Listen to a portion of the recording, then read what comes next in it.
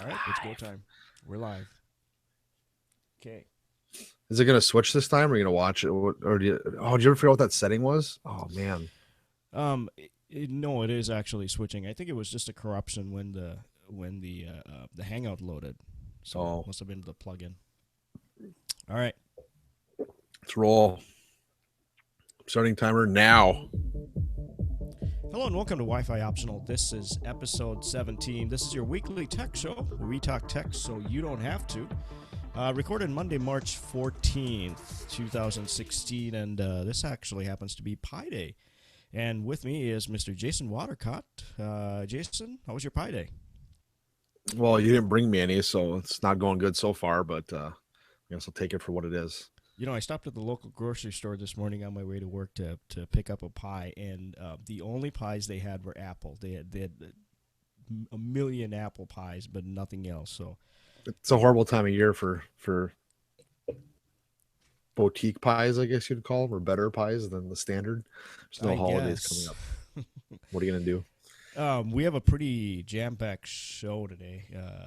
You and I we were going through the script and a couple of extra shows that we want. We were thinking about axing, but then they're too good to cut out. So, all right, should we start? Let's get rolling.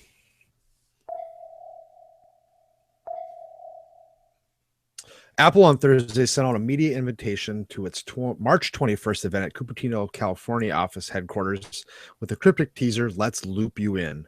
Speculation is right to unveil a new 4-inch iPhone called the iPhone SE. Along with this is a 9.7-inch iPad Air, also expected, as well as some new Apple Watch bands. It's a slip up I always make, and some minor hardware and software updates as well. Um, it's really interesting that this is all coming out now with the FBI lurking in the background for Apple, and talking about changing firmwares and things like this. That they're coming out with 2 new phones now. So I don't know if it's a rush on Apple side or a pushback since they originally planned this on the 15th, but should be interesting if this new phone or this new cheaper, smaller phone has the offer. Yeah, I wonder if they're gonna talk about or they're gonna officially release this new smaller phone, and then this new smaller phone is gonna come out with a version of firmware that does not leave the door open for a third party to break in. But we'll find out here. I think that's what they have to do is just Right. thwart the questions, making it, well, we just can't do it. Hands in the air. You're not gonna Yep. you Exactly. can't don't point at us anymore. We can't do anything about it. George Hotz plans to beat Tesla and Google with this robocar startup. George Hotz, for those of you that are not too familiar, also goes by the name of Geo Hotz. Was the guy that first hacked the iPhone, came up with the jailbreak. He is actually working on creating a self-driving car. He claims that he can build a self-driving car algorithm faster and better than any car maker, even Google. Google is going to ship by the end of 2020. He says we're actually going to make this stuff work. He actually has a modified retail SUV, I think an Acura, that he's working on. The article says he's working on a kit that people can buy and equip their vehicles for autonomous capabilities. He hasn't come close to working out the details of what this product will ultimately look like, but he said it might be a dash cam that plugs into the onboard diagnostics port, which gives access to the car's internal systems and is found in most cars made after 1996, and it will provide with the ADAS features, also called the Advanced Driver Assistance System. And it'll give you features like keeping lane assistance and emergency braking. There's a little video in this article from Forbes where he actually has this vehicle, and he was showing, and the first couple of tests actually failed. They put a dummy in front of the vehicle, and they accelerated towards the dummy, and the goal was for the vehicle to stop, but it actually just drove right through the thing. And of course, they had to go in and tweak the software, and then it stopped the second time. But it's interesting because it kind of ties in with what we've been talking about for a couple of weeks: the onboard diagnostics port in the automatic system that you bought.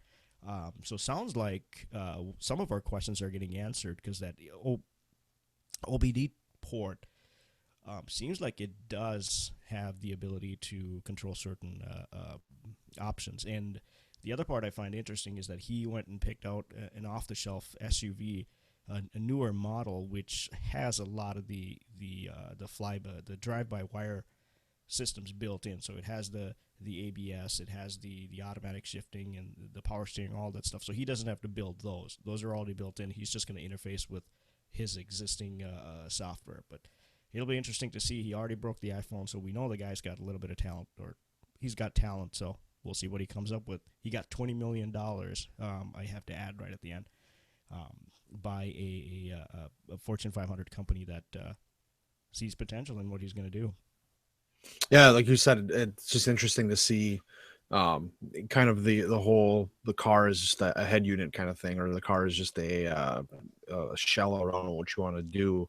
And like you also said, is what the ODB2 port can do. And I believe reading into it that it's more of just reading to the ODB2 port, tongue twister. But I think, a lot of it, there's a lot more hacking involved than just, plug this thing in and plug it into a camera and your car's driving itself. But like you said, it'll be interesting to see what a single person can do compared to all these billion-dollar auto companies trying to do the same thing. Story number 3 we have is going back to our encryption FBI stories. WhatsApp has recently planned encryption soon. As the battle between Apple and the FBI continues, the other tech companies are close to announcing security improvements. Among them is the Facebook-owned messaging service, already alluded to as WhatsApp, which publicly says it sets to expand encryption to voice calls within weeks. Facebook itself is also reportedly considering how it might improve its security by implementing encryption into its own messenger services. And this comes from a New York Times article. And they also talked about a recent report of how the Department of Justice was debating how to deal with these, and how one specific case where they reportedly could not do a wiretap on WhatsApp, where this whole story came from. So it's kind of interesting to see another company kind of getting attacked and reacting, I guess you could say, to what's going on in the news. I think that's exactly the thing. I think a lot of these companies are seeing what Apple and the FBI are going through right now and saying, hey, you know what? Apple's got deep pockets. They can actually fight these cases and get somewhere, but let's maybe fix it before it becomes a problem. And these companies are starting to put patches in. So does this patch mean that, at some point in time, say something happens and the government wants to get into some of the WhatsApp messages, are they going to do the exact same thing, put their hands up and say, we can't, that's just how it is? But like you said, I think a lot of the other companies they're watching it real well, and they're going to go, we don't want to get into this predicament. Let's do what we can to kind of circumvent this and not actually, fall into that bucket and get sued or whatever, because they're a for-profit business as well. And there's a lot of people that actually I use WhatsApp all the time. And it's been a great medium if you wanted to communicate with people that are not within the U.S., or even with people that are within the U.S. that you don't want to use, your cell phone number, or, whatever the case may be. And the last thing is, just the idea that the idea of no matter what you do, no matter what app you shut down or you make open, the bad guys are going to find some other way to do it, create their own app, find some other app out there, some third party thing. So I think, that's the only way to really stop this is, not letting the justice system take its course, but just, like you said, make it so they have no control, and then say, well, what do you want me to do about it? So. Right. And then transitioning or segueing really well from that story to the other, Apple targeted in ransomware attack. Macintosh has its first ransomware campaign. Key Ranger hit in full force. The malware was inserted into a well-known program called Transmission that's used for BitTorrenting. When Apple users or Apple computer users actually updated the transmission program with the update, it became available on March 4th. Those computers actually became infected. Yahoo News reported the ransomware will take 3 days to start encrypting files. the really interesting part about this is, yes, we know about ransomware. It's somewhat popular in the PC world or the Windows world. But within the Apple operating system, it does store certain backups, 3, 4 backups. So if something were to happen, you can always roll back, kind of like a time machine feature. You can roll back your machine to say, oh, hey, it doesn't work, I'm going to roll it back, just like what Windows has. But this actually goes in and corrupts those backups as well. So if at some point in time you do get infected, and then all of a sudden you decide, hey, something's wrong, I'm going to roll back to 2 days ago, well, guess what? That's infected too. But the software transmission actually did figure out that something is going on, and they immediately released a patch that removes this malware, and it cleans up your machine. So they claim that it's no longer a problem. And if you believe that you're affected, it is advised you update the transmission software 2.92 version immediately. I think for the longest time, there were the group of people that saying Apple safer, don't go Windows, everybody go Apple. But I think the tide is slowly starting to shift, where we're seeing more and more Apple machines out on the market, and then of course the hackers, the evildoers are going to go, okay, well, that's another untapped resource that we can go after. And then I was reading through the article, and there were some comments that were being made. There was a person that had commented, apparently there's a research that was done. I don't have the sources, so I need to dig it up a little more. And they claimed that historically Apple users tend to spend more money than Windows users. So the malware makers are going to go, hey, are we going to be able to get a bigger bounty for breaking into an Apple machine versus a Windows machine? So I wouldn't be surprised if people started getting calls from Apple support saying that their machine is sending errors to Apple, and they need to it's credit card number. Your last point makes sense. It's if you're going to set up a crime spree, you're going to go through the white pages and look for a list of people on welfare. Look for people in $1 million mansions. You know what I mean? It's kind of obvious you're going to go for the higher end phone user that ends up being the iPhone or the Apple user, whether it's a Mac, whatever it is. So that holds true. But the interesting thing to me about this is it seems to be the popularity and the speed that people want to get apps out, that they kind of use built-in packages and things. And this isn't the case, but I know the last hack they had, or the last phishing scam they had, was I can't think what the actual package was, but it was something that people used in order to build their app. And that's kind of where the backdoor came in, or where the phishing scam came in. And it's one of those things where we talked about it with phones or a while back, and one of the first Wi-Fi optionals. But it seems like the faster people want to get out things, they'll cut corners, and that's when these things kind of end up coming through. And this is just, like you said, the first one on an actual Apple device. So right, quite interesting. And for our bonus Pi Day fifth pick of the day here, we have a little interesting story, kind of staying on the same aspect as our autonomous cars. But the Go Grandmaster Lee Sedol finally grabs a win versus his now hated opponent, Google's AI AlphaGo. Korean Go Grandmaster Lee Sedol, like I said, won his first match against AlphaGo, Google's artificial intelligence computing system, after losing his first 3 straight matches earlier this week. AlphaGo had already claimed victory in the best of 5 contest, and the test for artificial intelligence closely watched in Asia and across the tech world. But on Sunday evening, inside of Seoul's Four Seasons Hotel, Lee Sedol clawed back a degree of pride for himself and millions of people watching the match online. We kind of talked about this before the show on how this is interesting story in itself, that making AI for chess and games, which are somewhat down the path but have regimented paths and ways you can go, where Go is more of a feeling and not so much a straight strategy.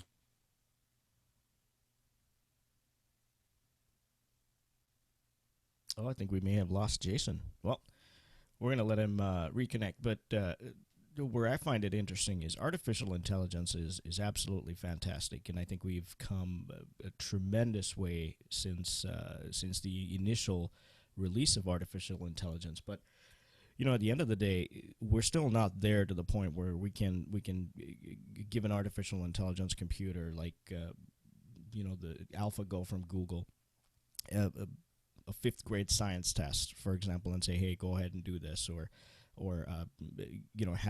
have a very coerced conversation with someone. But needless to say, this particular incident itself using AlphaGo proved a lot of things where it it had a certain amount of programming involved, of course, but it also was able to adapt based on how the human player was playing much better than the previous AI systems. And also, along that, coincidence may have it, Microsoft also released a little blurb saying that they're actually going to be using Minecraft as a learning tool for a lot of some of their new robots and AI systems. And I see Jason just jump back in, so feel free to jump in, Jason. Yeah, it's like what I was talking about before with the Go. It's Microsoft having its deep learning platform, basically where they can train robots kind of the same way you would train a game playing intelligence like AlphaGo, but instead of having to physically have the robot go out and do something and potentially be broken, they can kind of do it artificially in a environment, and so happens to use the Minecraft engine to kind of simulate that. So it's a really interesting way to go about it, and kind of maybe look into the long game of why Microsoft did purchase something like Minecraft. Yeah, exactly. That certainly makes sense. And while you were trying to reconnect, I was mentioning, as much as artificial intelligence has stepped up and improved since its initial inception, but we still are not at a point where we can, give it a piece of paper with a bunch of questions and it read it and answer legitimately or just like a human. So we're still ways away, but we're certainly making massive improvements every time. We have an incident like this, and to mention, it was correct me if I'm wrong. It was a best 3 out of 5 was Yep. was the tournament, and then AlphaGo won 4 times. So we're making massive improvements. We're still not there yet, but every bit helps. Exactly, and it's just a, like you said, it's just kind of a stepping stone, and it's interesting to see these companies that, like you said, you can't just learn things overnight. You can't just put a piece of paper down on something, right? But these companies that are experts at data gathering and experts at data, compiling, are the ones that are putting together these systems, because that's kind of how they have to learn, almost at a rapid pace. As we grow up as a human being from a baby to an adult, it's 18 years of, or whatever, of Of learning, knowledge yeah. that you gain, that these robots and things have to learn in such a short period of time. So the more data that they can accumulate, the more information they can pull in, the faster these things can kind of grow, so to speak. Right, exactly. And that brings us to our main stories, our deep dive articles. So the big thing this week is the Samsung Galaxy S7 and the S7 Edge. This is actually a kind of a game changer for the wireless phone industry. Yeah, it's quite interesting. It's one of the first times in a while that a Galaxy phone has kind of jumped the iPhone or Apple in stake for, or having the most cutting edge, I guess, phone you could say. And it's kind of Samsung also bringing back, or listening to people for once, it seems like, and bringing back things people liked and getting rid of some of the things they didn't.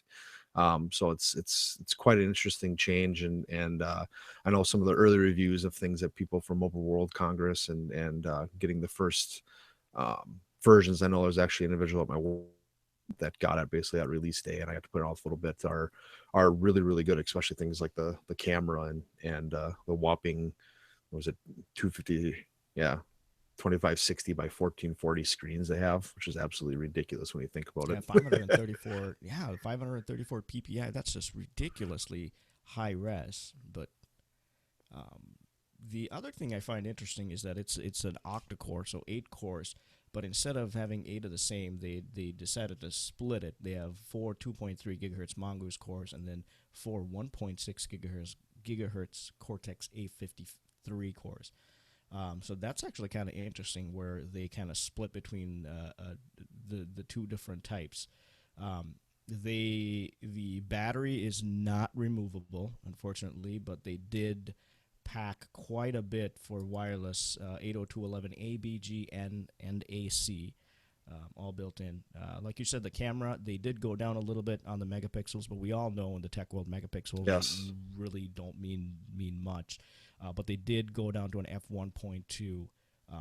So the low light pictures are going to be pretty good. And we talked about this, and we compared some pictures before the show. There were some people that got some early releases that were trying it, and they had side by side comparisons. They had a mirrorless DSLR, and then they had an iPhone 6s, and then they had the S7. They took the same picture, and the S7 by far does better in low light situations compared to like the Apple's flagship phone. Massive battery, 3,600 milliamps on the Edge, and then 3,000 milliamp on the regular S7. Quick charging, wireless charging, heart rate, your entire gamut of things, and then IP68 for water resistance and dust proof, and you name it.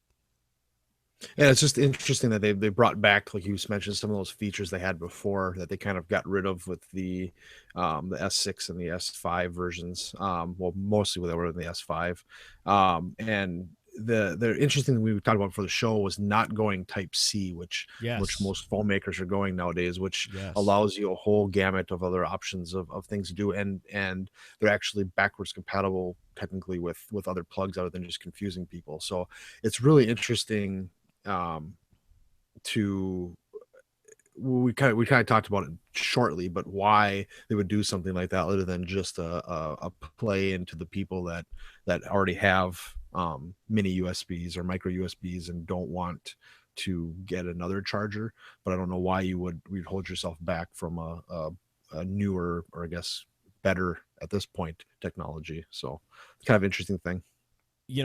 That's not the first time Samsung's done it. I have this is a Samsung Note 3, and they went into the wider USB 3.0 port on this one, and then the next generation they dumped that and went to the standard. I mean, yes, I can still plug a micro USB into this, which is great. But then, if I wanted to use this like for data throughput and whatnot, its full potential, charge it a lot faster. You don't have to have that special cable. And then it lasted one generation. They went to the next one, dumped the port. So it looks like they're pulling the same thing this time with the S7. I have a feeling it might be a marketing thing. Somebody on the marketing side said, "Yeah, no, people are used to the micro USB. Let's stick with the micro USB." But from a technical standpoint, I think the USB-C would have made much more sense for them. It would have, and because I don't think it's a fad. Like the wider Type 3 connector was kind of a not a standard. It's a standard, but not a widely adopted one. Where C is becoming kind of the standard. You see it on Right. laptops. Apple's starting to use that. There's a ton of people that are starting to use that, and when they get adoption like that, it's usually going to stick around. So I don't know why they wouldn't.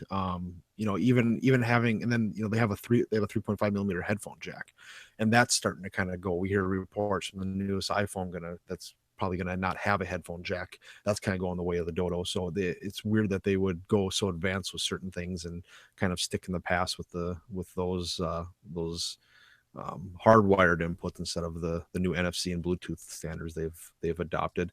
The other thing that I found interesting is having the wireless charging capabilities built in. I always wondered how long that's going to take for something like that to become a standard feature where they build it into phones. It's been around forever from what are the power mats? Is that what they were called? Or what were Yep, they the power called back in the day? mats. Yeah, but you Back when needed we a both special back plate for that had exactly. the But prongs that connected to the battery. it only took time for that stuff to get shrunk down to a size where you can put it on a chip inside of a phone where it could actually do the charging for itself. So I always figured that would be something that would be a standard a lot sooner than it well, it's not even standard yet, but then it's come to fruition now. So that's pretty interesting to me too as well. But um, using wise, like I said, I had a friend at work that actually um, got one of these, and I played around with it, and the first thing I noticed was the screen. I mean, I remember back when LCDs and LED TVs came out, and they talked about how you had to have a certain size screen to be able to have 1080p because they couldn't pack as many pixels in it had to be like 32-inch or bigger.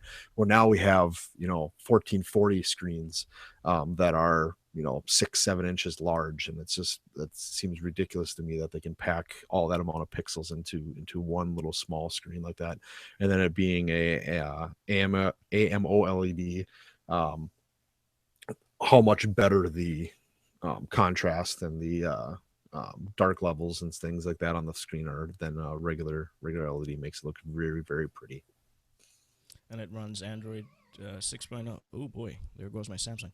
Android 6.0 Marshmallow with TouchWiz. I've never been a fan of TouchWiz, um, but yeah, you're right. They did bring back a lot of the features.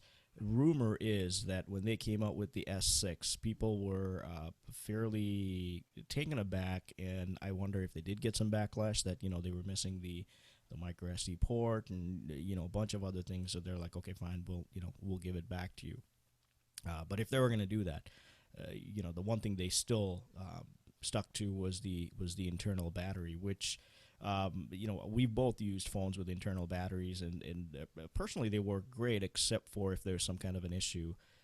And you wanted to replace the battery. I know I've replaced a battery on some of my phones, multiple times. But then in this case, unless you really want to tinker with it, get a torque screwdriver and guitar pick and try and take the back off. You really can't do much with it. So that is kind of to me at least, little bit of a concern. But overall, I think for what this phone is packing, I think this is seriously going to give Apple a run for their money. But then looping back to where we started the show with Apple's new announcement of, hey, we got something else coming here pretty soon. You never know. Maybe Apple's got something up their sleeve to rival the S7.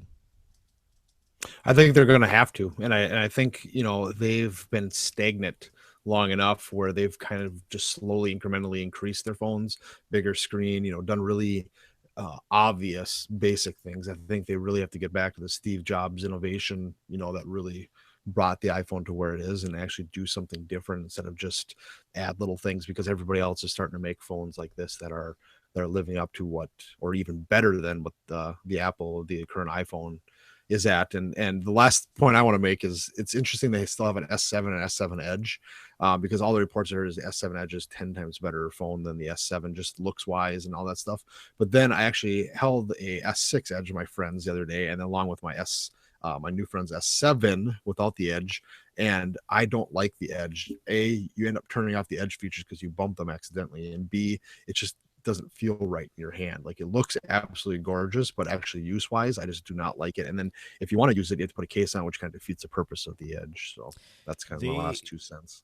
they said that the at least on Samsung's side, the primary thought process behind the Edge is they claim that a lot of people turn their phone on just to look at the time. And just turning the phone on, even though you don't do anything, you just push the power button to launch that massive screen. It's a huge battery draw. So what they did was they circumvented that by putting the clock on the edge. So when your phone is charging at night or whatever, or however it's sitting on a desk, you can just look at it, and it's much lower battery draw, and it's a lot easier for the end user. You'll be able to run an entire day with it. But like you said, I wonder, and granted, I've never tried the S7 Edge yet. I wonder if there is a way that you can shut those the sensors off on the edge, You can. and then still use it just as an annunciator, just to display the information. Yep. No, you can. And the other thing, not to keep running on, but the I can't think what it's actually called now. I lost it in the article here, but the ability where it has that the passive notification on the front of it too is really nice. I know like the Motorola phones used to Oh, have yep. the where Yes. if it was shook, the accelerometer was moved, it came up. Well, this is just on all the time, no matter what. So you constantly have that notification and the clock and everything on the screen. It's really a really cool feature, and from all the reports I've heard, doesn't really affect battery, Yeah, and I don't anything think so. Like measurable. right now, because of you probably heard my phone go off, and now my LED indicator is flashing blue, that's saying that I have a message. So that's actually going to take some power to flash that Yep. LED. So likewise, that edge indicator is probably going to take up maybe less. Because if it's always running, you just yeah. So And like you said, it'll be interesting to see how Apple Apple comes back responds with to it, all this. right? So where are we at with time, Jason? Uh 30 minutes on the dot. Oh, 30 minutes. All right. Hey, thanks to Purple Planet for providing our music for the show. It's royalty-free music. If you guys ever want to check them out, purple-planet.com. Very special thank you to everybody for watching and listening. If you're listening to our MP3 stream, don't forget to subscribe. It should be right down there. And then find us on iTunes. We did have a little bit of a snag with iTunes, but I believe we got it fixed. So iTunes, Wi-Fi optional is the show. And we are always on wifioptional.com. That's our website. And find us on Twitter at wifioptional and Facebook, Twitter. That's who we are. And from Jason and myself, thank you very much for listening, and we'll see you again next week. Bye bye.